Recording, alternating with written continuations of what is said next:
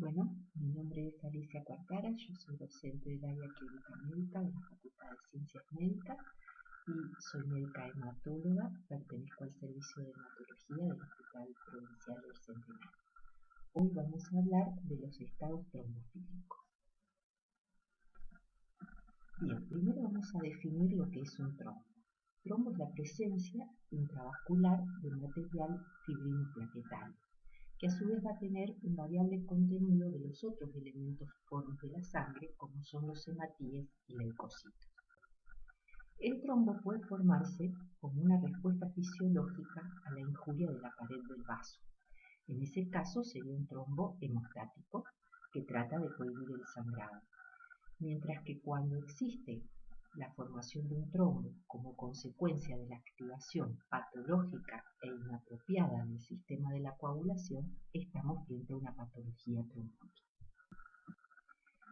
En el año 1856, Virchow describe esta triada, que hasta hoy en día sigue vigente, con respecto a cuáles son los factores que pueden influir en la formación del trombo.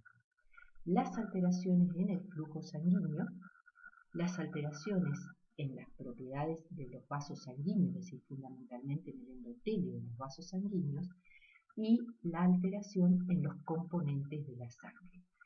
Cada uno por sí solo, o en forma asociada, pueden contribuir a la formación de un trombo.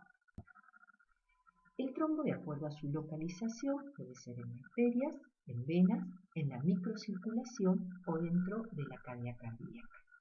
La consecuencia de ese trombo va a ser la obstrucción del vaso sobre el cual asiente, en algunos casos la embolización a distancia, por ejemplo, un coágulo en el corazón puede dar una embolia a nivel cerebral, un coágulo en las venas de miembros inferiores puede dar origen a un tromboembolismo pulmonar. Y además, otra consecuencia que no ocurre en todos los trombos, pero que en algunos sí, es el consumo de factores y de plaquetas que pueden llevar luego de la formación de los trombos a patologías hemorrágicas. Los trombos que se desarrollan sobre arterias, recordemos que son territorios de alto flujo, por ende son trombos ricos en fibrinas y en plaquetas, mientras que los trombos que se desarrollan en sitios de bajo flujo, como son las venas, son trombos ricos fundamentalmente en fibrinas y en glóbulos rojos, y con muy poca cantidad de plaquetas. Esto es importante recordarlo a la hora del tratamiento de una trombosis. Vamos a ver que la patología arterial se beneficia mucho más de la antiagregación, mientras que la patología venosa de la anticoagulación. Justamente en parte tiene que ver por la composición de los trombos, que es diferente. En la patogenia del trombo tenemos que remontarnos a cuando estudiábamos hemostasia normal y veíamos que existe un perfecto equilibrio entre los factores protrombóticos y los factores antitrombóticos. En el caso de la formación de un trombo, este equilibrio se va a romper predominando los factores trombóticos por sobre los antitrombóticos. Esos factores trombóticos pueden ser la activación del endotelio, cuando hay lesión del endotelio, la exposición del subendotelio, que habíamos visto que producía los fenómenos de adhesión y agregación plaquetaria, la activación de las plaquetas y de los factores de la coagulación, fundamentalmente a través del factor tisular, la inhibición de la fibrinólisis y los trastornos circulatorios de éstasis serían factores que actúan como protrombóticos, mientras que los factores antitrombóticos, como el endotelio que no esté lesionado ni activado, es decir, el endotelio intacto, sustancias que produce el mismo endotelio, como el activador del plasminógeno tisular, que activa a la plasmina, o la trombomodulina, que ayuda a la inhibición de la proteína SC, los mismos inhibidores naturales de la anticoagulación, como la antitromina 3, proteína S, proteína C, el flujo sanguíneo constante sin alteración, el aclaramiento hepático y la fibrinólisis son todas factores que actúan como antitrombóticos. Por ende, en la patogenia del trombo tiene que haber o un exceso de factores trombóticos o una inhibición de los antitrombóticos o ambas situaciones para que se forme el trombo. En cuanto al flujo, recordemos que el trombo arterial generalmente se tiende a formar en las zonas donde existe previamente una placa de ateroma, que generalmente es sobre la bifurcación de las arterias, y recordemos que el sistema arterial es un sistema de alto flujo y en estas zonas de placas o bifurcación es en donde va a aparecer turbulencia en el flujo. Mientras que en un circuito de bajo flujo, como es el circuito venoso, el trombo se va a producir en aquellas zonas donde más se enlentece el flujo, que es en las zonas de las válvulas venosas. Incluso a veces los trombos las dejan lesionadas y estos producen secuelas sobre la funcionalidad de esa vena. La trombosis venosa puede dar un cuadro clínico totalmente asintomático, es decir, ser un hallazgo. Puede dar el cuadro clínico típico agudo de la obstrucción, con dolor, tumefacción, inflamación. Va a obstruir, por supuesto, el territorio sobre el cual asienta y muchas veces puede dar embolias a distancia, ejemplo típico, el tromboembolismo venoso del pulmón. Pero, como les decía recién, por alteraciones de esas válvulas venosas, puede dejar un cuadro de obstrucción crónica que se denomina síndrome posttrombótico. Las trombosis pueden ser sobre los territorios venosos superficiales o profundos, por supuesto que son muchos más frecuentes en miembros inferiores, pero pueden ocurrir también en miembros superiores, en el territorio mesentérico, territorio cerebral, en la zona cercana a la colocación de un catéter, y en su composición sabemos que son ricos en hematíes y fibrina, y en cuanto a la tríada de Virchow, como factores desencadenantes, fundamentalmente el más importante es el éstasis venoso, o sea, la disminución del flujo sanguíneo, pero también pueden contribuir el desbalance en los componentes de la sangre y mucho en menor medida el daño vascular. En miembros inferiores, recuerden que decimos que una trombosis venosa es distal cuando involucra por debajo de la vena poplitea y proximal cuando involucra la poplitea, femorales o ilíacas. Las proximales tienen la característica de ser mucho más riesgosa de desprender émbolos y dar tromboembolismos de pulmón. Incluso muchas veces la forma de debut de esa trombosis venosa que pasó desapercibida es la embolia de pulmón. El 40% de las trombosis venosas profundas se van a complicar con TEP, es decir, con tromboembolismo pulmonar. Y el 70% de los TEP tienen como hallazgo de fuente embolígena una trombosis venosa profunda en miembros inferiores o en zona pelviana. De hecho, el 15% de las autopsias de pacientes hospitalizados presentan TEP y solamente en el 30% de los casos premortem se había sospechado. O sea que en un 70% se encontró en las autopsias y no había habido una sospecha clínica previa.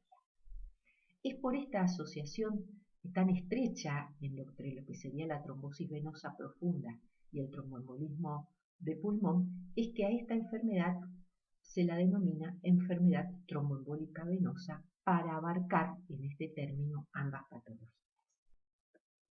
En relación a los factores de riesgo de trombosis venosa, uno de los más importantes es el reposo absoluto de miembros inferiores, ya sea por una patología médica o quirúrgica, el paciente es sometido a un reposo absoluto. El tener una trombosis venosa previa predispone a una segunda o a una tercera trombosis, porque muchas veces la pared de la vena queda dañada. El paciente con cáncer tiene mayor riesgo de trombosis venosa.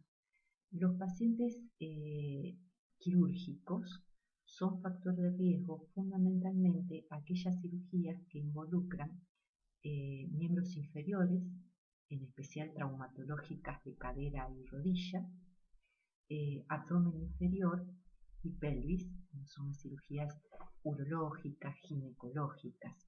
Esas son las de mayor riesgo de trombosis. Los viajes prolongados, el embarazo, el puerperio hasta la semana 6, el uso de anticonceptivos o tratamientos hormonales, la edad avanzada por encima de los 75 años, el paciente con insuficiencia cardíaca, el obeso y aquellos pacientes, como después vamos a ver, con estados trombofílicos congénitos o adquiridos. Las trombosis arteriales dijimos que suelen asentar sobre una pared arterial previamente enferma, con un fenómeno de arteriosclerosis, que hay una enfermedad de la íntima, sobre todo en arterias de mediano y grueso calibre. Y la trombosis va a ocurrir sobre esa placa de ateroma. Habíamos dicho que los componentes fundamentales eran fibrina y plaquetas y que asientan sobre territorios de alta velocidad de flujo. En el caso de las trombosis arteriales pueden dar el cuadro típico, ya sea agudo o crónico, de isquemia, y los territorios más frecuentemente comprometidos son el territorio cerebral, el territorio cardíaco y el de miembros inferiores. Y aquí el cuadro clínico depende mucho más de la fragilidad de la placa que del grado de obstrucción en sí. Como factores de riesgo, aquí tenemos como denominador común el aumento del fibrinógeno, que se produce con la edad, por el tabaquismo, embarazo, menopausia, uso de anticonceptivos, la obesidad, las dislipidemias, diabetes, el estrés, tienen todas como denominador común el aumento del fibrinógeno, que es el factor de riesgo principal para la obstrucción arterial. Los trombos cardíacos pueden ocurrir por la presencia de enfermedades en las válvulas cardíacas, por la presencia de prótesis valvulares mecánicas, la presencia de dispositivos intraventriculares, como puede ser por ejemplo un marcapaso, en corazones cuya motilidad está alterada, o sea, hay una discinesia, en corazones dilatados, por ejemplo una miocardiopatía chagásica, y en el endocardio que esté adyacente a la zona de un infarto agudo del miocardio, sobre todo cuando este es extenso.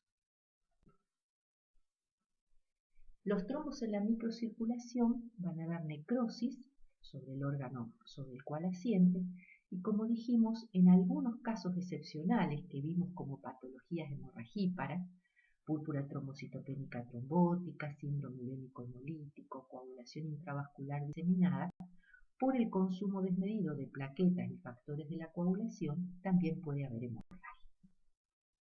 ¿Qué es trombofilia?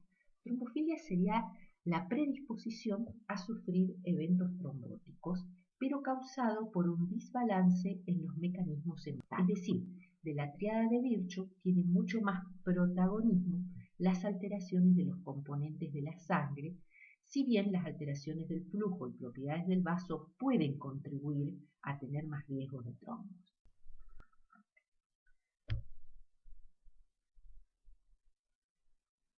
Nosotros cuando repasamos coagulación dijimos que había un perfecto equilibrio entre aquello que regula la coagulación y aquello que regula la fibrinólisis.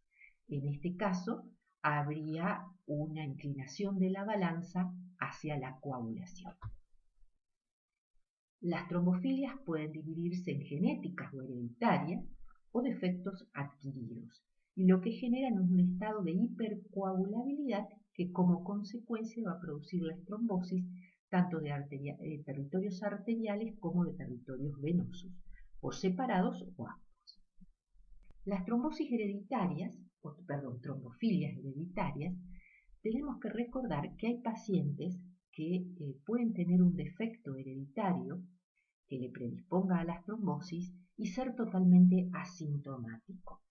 ¿Cómo nos vamos a dar cuenta que estamos frente a este tipo de pacientes? Porque generalmente a algún miembro de su familia se le detectó algún problema y se estudian a los familiares cercanos y se descubre que ese individuo tiene ese defecto genético pero carece totalmente de síntomas.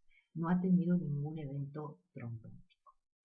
Muchas veces estas enfermedades hereditarias evolucionan por fenómenos trombóticos en episodios separados por periodos asintomáticos. Y muchas veces alguno de los factores predisponentes, precipitantes o desencadenantes puede ser el que le ponga de manifiesto ese defecto hereditario que estaba subyacente.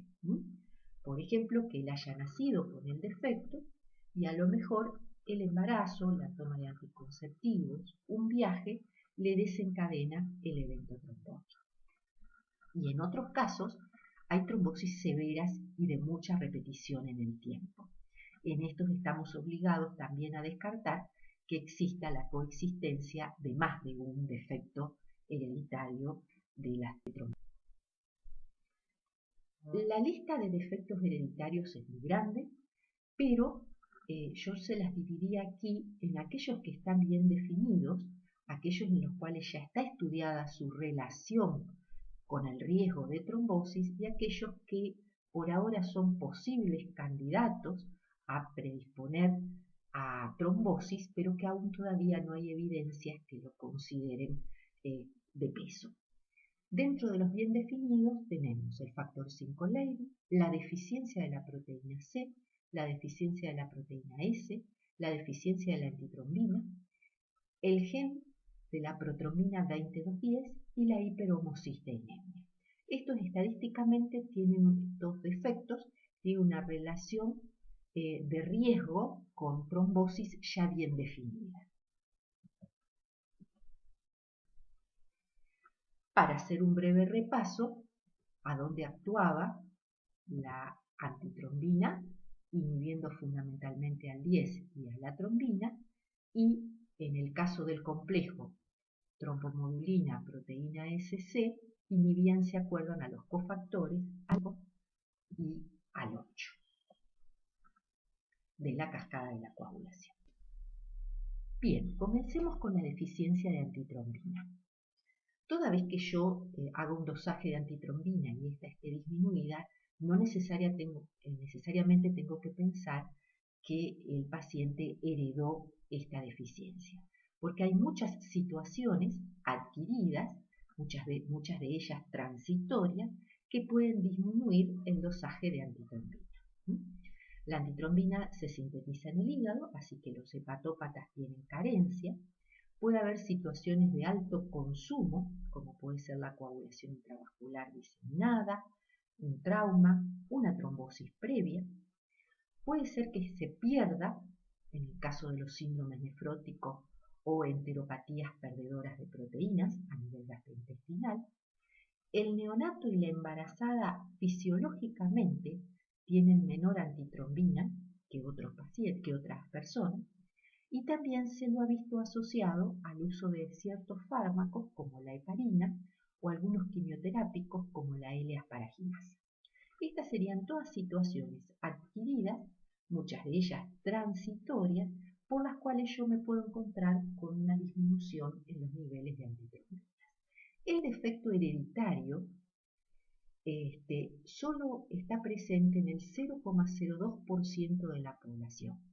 Es muy pequeña la incidencia de esta patología y de hecho no todos van a ser trombosis, algunos se van a permanecer asintomáticos a lo largo de su vida. El defecto puede ser homo o heterocigota y se puede heredar o una deficiencia en la síntesis o una alteración en la funcionalidad de la molécula de antitrombina. Clínicamente tienen más riesgos de enfermedad tromboembólica venosa, mucho más que arterial, y hay algunas situaciones particulares del déficit de antitrombina, que quizás no lo vamos a ver en otras trombofilias hereditarias, y que es la recurrencia de los fenómenos trombóticos durante el uso de heparina. ¿Esto por qué ocurre? Porque la heparina, para ejercer el efecto anticoagulante, necesita de la antitrombina. Entonces, si hay una deficiencia de antitrombina, yo tengo un evento trombótico, empiezo el tratamiento con heparina y no actúa con su efecto terapéutico total. Entonces hay una recurrencia o una progresión del fenómeno trombótico durante el tratamiento con heparina, paradójicamente, ¿no? Y como sabemos que la heparina se monitorea a través del KPTT o APTT, También el uso de heparinas, que estamos hablando de las heparinas estándar, no fraccionadas, que no prolongue el KPTT me puede estar indicando una carencia de antitrombina.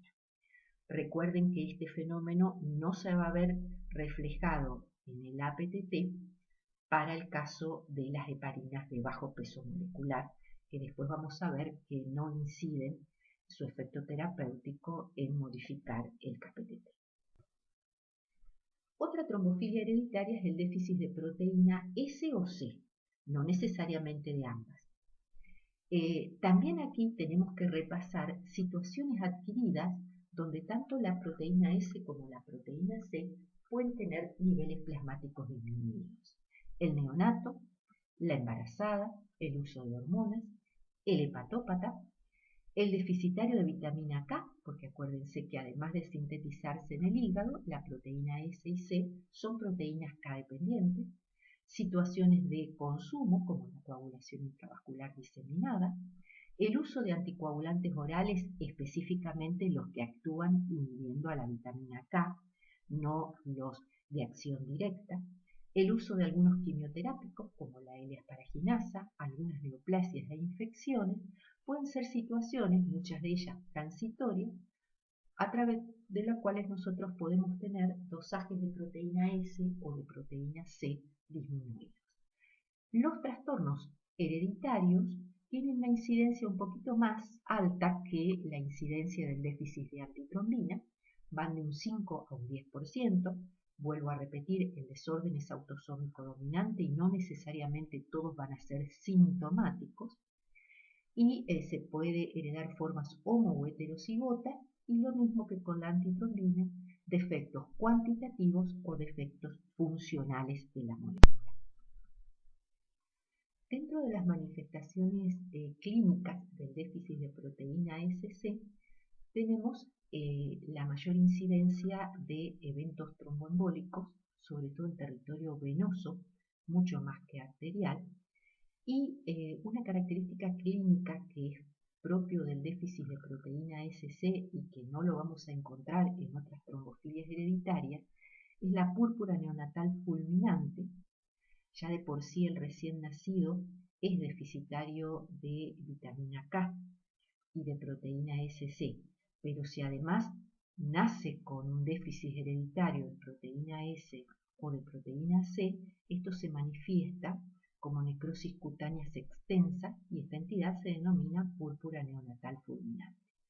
Y otra característica clínica que es propia de este déficit es que al iniciar el tratamiento anticoagulante con inhibidores de la vitamina K, ya sea cenocumarol o warfarina, ocurre un fenómeno que se denomina de necrosis cutánea o trombosis paradojal, es decir, la aparición de trombosis cuando yo estoy tratando una trombosis justamente con estos anticoagulantes inhibidores de vitamina K.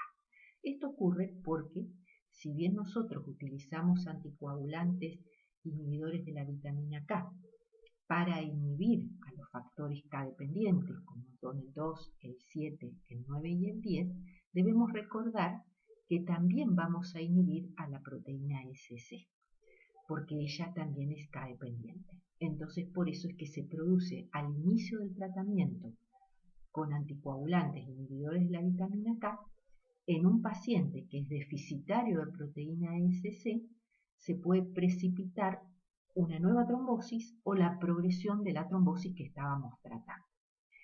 Para evitar este fenómeno, como nosotros cuando empezamos un tratamiento no hemos estudiado al paciente, todavía no sabemos si es deficitario de proteína SC, para minimizar este riesgo es que el inicio del tratamiento con anticoagulantes y inhibidores de la vitamina K se suele hacer asociado al uso de heparina. Bien, otra trombofilia hereditaria es el llamado factor 5 Leiden, que no es más que un factor 5 que puede estar mutado en diferentes posiciones en sus aminoácidos, pero justamente cuando hay un cambio en un aminoácido por otro en esta posición 506, lo descubrió Leiden y le puso factor 5 Leiden, o un 5 sería mutado. ¿Qué consecuencias trae el tener esta mutación? Va a haber una resistencia a la proteína C. ¿Se acuerdan que la trombomodulina con la proteína C y actuando como cofactor la proteína S, al activarse todo este complejo tenían como función inhibir a los factores 5 y al cofactor, 5 y al cofactor 8. Cuando el 5 esté mutado, este complejo, proteína S, C, trombomodulina, no lo va a reconocer, por ende no se va a poder inhibir y por ende va a seguir ese 5 mutado en circulación más tiempo de lo habitual, cosa que no va a pasar con el 8 porque al no estar mutado lo va a poder inhibir. Entonces el factor 5 Leiden es una causa principal de resistencia a la acción de la proteína C. Dentro de las causas congénitas o hereditarias que ocasionan resistencia a la acción de la proteína C activada, la más frecuente es el 5 Leiden, pero recuerde que puede haber otras mutaciones. Y también algunas situaciones adquiridas, como la presencia de síndrome antifosfolipídico, pueden generar también resistencia a la actividad que normalmente tiene la proteína C de inhibir a los cofactores. El factor 5 Leiden se puede heredar en forma autosómica dominante, de hecho puede haber homo o heterocigotas, y también, como en las que vimos anteriormente, tiene predilección por territorio venoso más que por el arterial. Otra trombofilia hereditaria es el gen de la protrombina 2210. Es una variante genética de la protrombina que se va a asociar con niveles plasmáticos elevados de la misma. Por eso se genera un estado protrombótico. Y también tiene predilección por el territorio venoso, más que por... Y por último, otra trombofilia que me parece importante nombrarles es la hiperhomocisteinemia, que vamos a ver que el aumento de la homocisteína es un factor de riesgo independiente para enfermedad aterotrombótica. O sea que acá sería de las trombofilias hereditarias que pueden afectar no solo al territorio venoso, sino al territorio arterial. La homocisteína, para no acumularse en sangre, tiene que transformarse o en metionina, y para eso utiliza el metabolismo del ácido fólico y de la vitamina B12, o bien se transforma en cisteína. Para esto existen dos enzimas fundamentales como son la metilente tetrahidrofolato reductasa y la cisteíno-sintetasa. Cuando fallan alguno de estos puntos enzimáticos, se produce acumulación de homocisteína en sangre y aumenta la trombosis. Existen situaciones adquiridas en donde puede aumentar la homocisteína, como son el déficit de fólico, el déficit de vitamina del complejo B, la insuficiencia renal, el hipotiroidismo, el uso de algunos fármacos, sobre todo que tienen que ver con el metabolismo del ácido fólico, el exceso de alcohol, tabaco, cafeína y algunas neoplasias. Y cuando existen alteraciones genéticas o hereditarias que elevan la homocisteína, pensamos siempre en los déficits enzimísticos de la cisteína sintetasa o de la metilente tetrahidrofolato reductasa. Bien, de las trombofilias adquiridas, yo les quiero nombrar como causas el embarazo, el puerperio, dijimos hasta la semana 6, el uso de anticonceptivos u hormonoterapias para algunas patologías, los estados posoperatorios y traumas, que dijimos sobre todo aquellos que involucran miembros inferior, pelvis, abdomen inferior, las enfermedades malignas, y como patologías existe una entidad que ustedes la deben haber visto como causa de citopenias, en especial de anemia hemolítica, como es la hemoglobinuria paroxística nocturna, que también aumenta el riesgo de trombosis, tanto arteriales como venosas. Aquellas patologías que algunas ya deben haber visto, donde hay hiperviscosidad, como las disproteinemias, ejemplo de mieloma múltiple, la poliglobulia, ya sea primaria, llámese policitemia vera o secundaria, los síndromes nefróticos, recuerden que son estados protrombóticos, el sobrepeso y la obesidad, algunas medicaciones como por ejemplo el tamoxifeno, que se utiliza para el cáncer de mama, la talidomida, que es un inmunomodulador que se utiliza en algunas patologías hematológicas malignas, la insuficiencia cardíaca, lo que habíamos visto como déficits adquiridos de antitrombina, proteína S y C, toda aquella situación en donde haya vasculitis. La anemia drepanocítica es una anemia hemolítica con obstrucción y trombosis, sobre todo en la microcirculación. Las enfermedades inflamatorias intestinales, Crohn, colitis ulcerosa, y el llamado síndrome antifosfolipídico.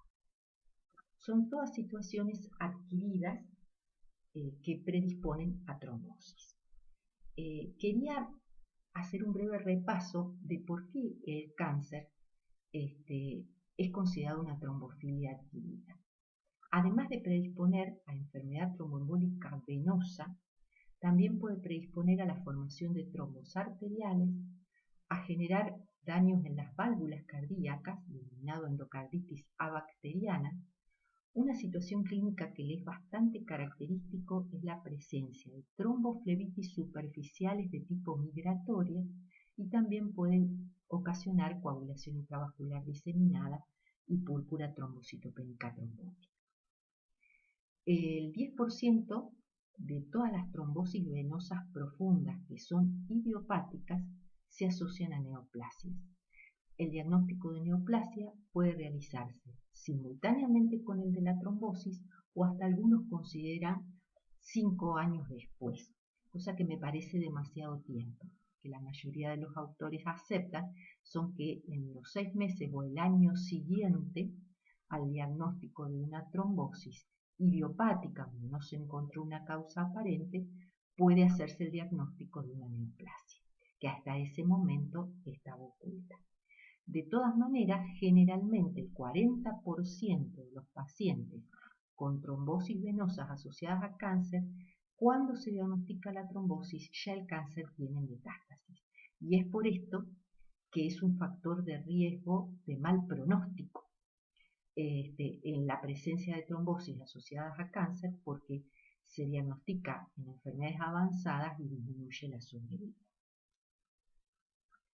Por eso es tan importante el hacer una historia clínica y un examen físico completo cuando uno está frente a una trombosis que no le puede poner el rótulo de secundaria a qué.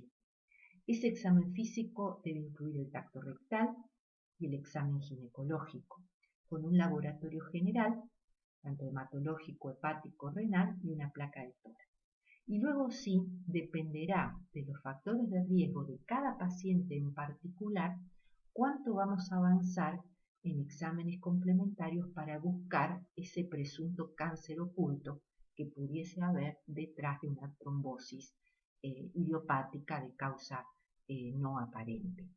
Dependerá, ¿no es cierto?, de las alteraciones en los estudios básicos y de los factores de riesgo, si es fumador, la edad, algunas alteraciones o historia familiar que me indique hacer una videocolonoscopía, exámenes ginecológicos, exámenes prostáticos. Eso va a depender de los factores de riesgo de cada paciente en particular. Es muy cuestionado que a todo paciente que yo tengo con una trombosis venosa idiopática, tener que someterlo a un montón de exámenes complementarios en nombre de buscarle ese cáncer que en teoría está oculto detrás de la trombosis. Es demasiado cruento para el paciente. ¿Por qué el cáncer predispone a la trombosis? Primero porque libera productos que son procoagulantes, dentro de los cuales está el factor de necrosis tumoral, interleuquinas, factor tisular, que van a interaccionar con plaqueta, endotelio y coagulación. Muchos tumores también invaden los vasos sanguíneos. Es una característica del hepatocarcinoma y de los tumores renales. Muchos pacientes neoplásicos, por su alteración en el performance status, están en reposo, están postrados, no todos. Muchas veces el tumor se manifiesta como grandes masas que comprimen en forma extrínseca algún territorio venoso, por ejemplo. Tumores pelvianos, que pueden dar trombosis ilíaca, conglomerados ganglionares inguinales, que pudiesen dar una trombosis en un miembro inferior, por ejemplo. Muchas veces por el tratamiento, por el mal estado general, los pacientes están deshidratados, tienen colocados catéteres para poderse infundir, por ejemplo, quimioterapia. Muchos pacientes neoplásicos son sometidos a procedimientos quirúrgicos, además, ya sea con fines diagnósticos, con fines terapéuticos, y realizan tratamientos quimioterápicos y de radioterapia. Esto predispone a el estado protrombótico.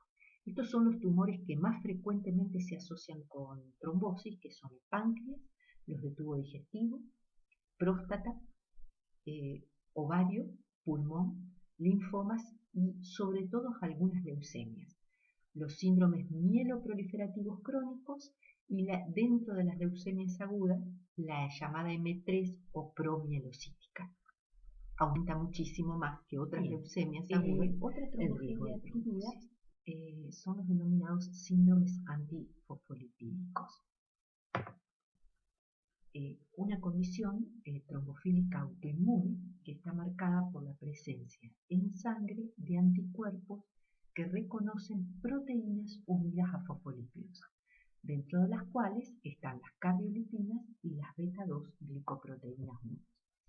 En este gráfico vemos cómo la beta-2 glicoproteína 1, que es una proteína unida a fosfolípidos, tiene pegados anticuerpos contra el dominio 1, que son justamente los anticuerpos antifosfolipídicos. El síndrome antifosfolipídico puede ser primario o idiopático o secundario, y en este caso puede obedecer a enfermedades autoinmunes, como por ejemplo el lupus, algunos fármacos, a infecciones, algunas enfermedades hematológicas y neoplasias. Para su diagnóstico se requiere de un criterio clínico y de un criterio de laboratorio. Vamos a repasar los criterios clínicos. La presencia de una trombosis vascular, ya sea arterial o venosa, uno o más episodios de trombosis arterial o venosa diagnosticada con un método complementario objetivo, ¿no es cierto? O bien algunas patologías obstétricas, como son la presencia de 3 abortos tempranos, llamados tempranos de menos de 10 semanas de gestación, una o más muertes fetales intrauterinas por encima de la semana 10 de gestación, de fetos que sean morfológicamente normales, o uno o más nacimientos prematuros, es decir, de menos de 34 semanas, de neonatos que sean morfológicamente normales y cuyo parto prematuro obedezca a preeclampsia o alguna situación de insuficiencia placentaria, por la presencia de trastornos de la circulación placentaria que va a generar este síndrome. Estos serían todos los criterios clínicos, por supuesto. No es necesario todos, con uno es suficiente de todos estos. Y a eso le debemos dar un criterio de laboratorio. El criterio de laboratorio son la presencia del anticoagulante lúpico, que es un estudio que se realiza por método coagulométrico, la presencia de este anticoagulante lúpico en al menos 2 oportunidades separadas por un espacio de 12 semanas para evitar falsos positivos.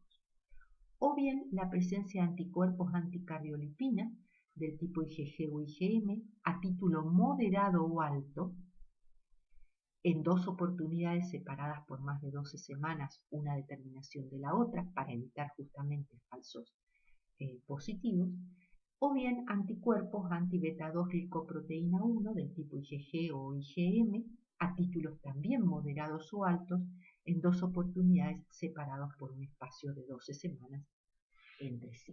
también para evitar falsos positivos. Con un criterio clínico y un criterio de laboratorio se hace el diagnóstico de antifosfolipídico. Bien, para repasar un poquito trombofilia, me gustaría recordarles estas 3 preguntas que ustedes se tienen que hacer frente a una trombosis para saber a qué paciente estudiarle trombofilia, cómo estudiarle trombofilia y cuándo estudiarle trombofilia. ¿A qué paciente estudiar? Es decir, ¿qué trombosis a mí me da pie a pensar que detrás de ella existe un estado trombofílico? Por ejemplo, cuando hay historia familiar, esto nos hace pensar en trombofilias hereditarias, por ejemplo. Cuando ocurren a edades tempranas, incluso a edades pediátricas. Cuando la trombosis, por ejemplo, venosa, es recurrente. O ocurre en sitios inusuales, llámese inusuales, por ejemplo, en territorio mesentérico, en territorio cerebral. Cuando ocurre la trombosis, existe un factor desencadenante, pero ese desencadenante es mínimo. En otro paciente no hubiera desencadenado una trombosis. Cuando hay coexistencia de eventos trombóticos arteriales y venosos, eso me tiene que hacer sospechar que pudiese haber una trombofilia. Cuando se asocia trombosis, ya sea arterial o venosa, con pérdidas de embarazos. Cuando empiezo el tratamiento con heparina y hay una resistencia, o el fenómeno de necrosis cutáneas asociadas al uso de inhibidores de la vitamina K como anticoagulantes o neonato con púrpura fulminante. Descartado lo adquirido, estas serían todas situaciones en donde yo me debo plantear si a ese paciente no hay que buscarle una trombofilia. Y muchas veces me tengo que plantear, además de diagnosticar al paciente, si es necesario estudiar a la familia para poder identificar portadores sanos y hacer profilaxis en situaciones de riesgo. Esto generalmente no se recomienda para todos los miembros de la familia, pero una vez hecho el diagnóstico, sí a los de primera línea y a los de más riesgos, en especial a las mujeres, porque las mujeres portadoras asintomáticas pueden transformarse en sintomáticas, por ejemplo, por el uso de anticonceptivos o frente a un embarazo. Entonces ahí identificar a un portador sano como miembro de una familia me permite hacer profilaxis en situaciones de riesgo. ¿Cuándo estudiar? Casi nunca es urgente. ¿Por qué casi nunca es urgente? Porque además el diagnóstico temprano suele confundir, excepto en aquellos casos en donde existe déficit de antitrombina, en donde poco efecto terapéutico va a ejercer la heparina si yo tengo un paciente deficitario de antitrombina. Y ahí me apuraría el diagnóstico para cambiar de estrategia de tratamiento. En las otras situaciones, tengan en cuenta esto. El evento trombótico agudo frente al cual yo estoy se trata, excepto el déficit de antitrombina, en la mayoría de los casos, en la gran mayoría de los casos, del mismo modo se trata, tenga detrás una trombofilia o no. O sea que no es que yo no voy a hacer un determinado tratamiento hasta que tenga el diagnóstico de trombofilia. Se va a tratar el evento agudo de la misma forma. Encima muchas veces, como el evento trombótico es en el fondo un evento inflamatorio, muchos de los test que se utilizan para buscar trombofilia no están reflejando la realidad porque pueden verse alterados por ese evento inflamatorio agudo que es la trombosis.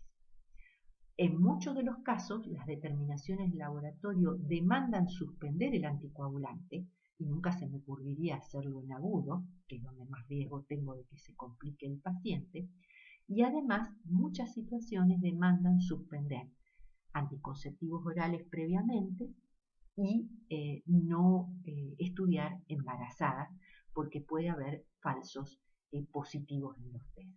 Entonces, inicio el tratamiento, por ejemplo, de una trombosis venosa, y antes de suspender el tratamiento, que puede ser a los 3 o a los 6 meses de la trombosis venosa, como ustedes después van a ver en terapéutica, ahí me planteo si este individuo, por determinadas características bajo las cuales se desarrolló esa trombosis, no merece que yo, antes de suspenderle el tratamiento, le estudie trombofilia, porque eso me va a modificar la duración del tratamiento.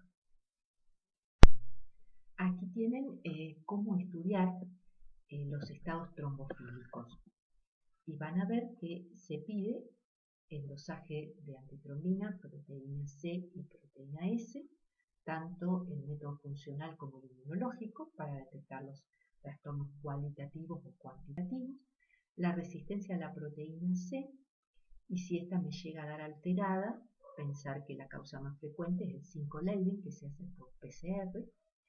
También se puede pedir por PCR el gen de la protrombina 20-210, y otras determinaciones que se piden en caso de trombofilia son el anticoagulante lúpico, los anticuerpos tanto IgG como IgM anticardiolipina y antibeta-2 glicoproteína 1. Recuerden que para el diagnóstico de SAF hay que repetirlo en 12 semanas.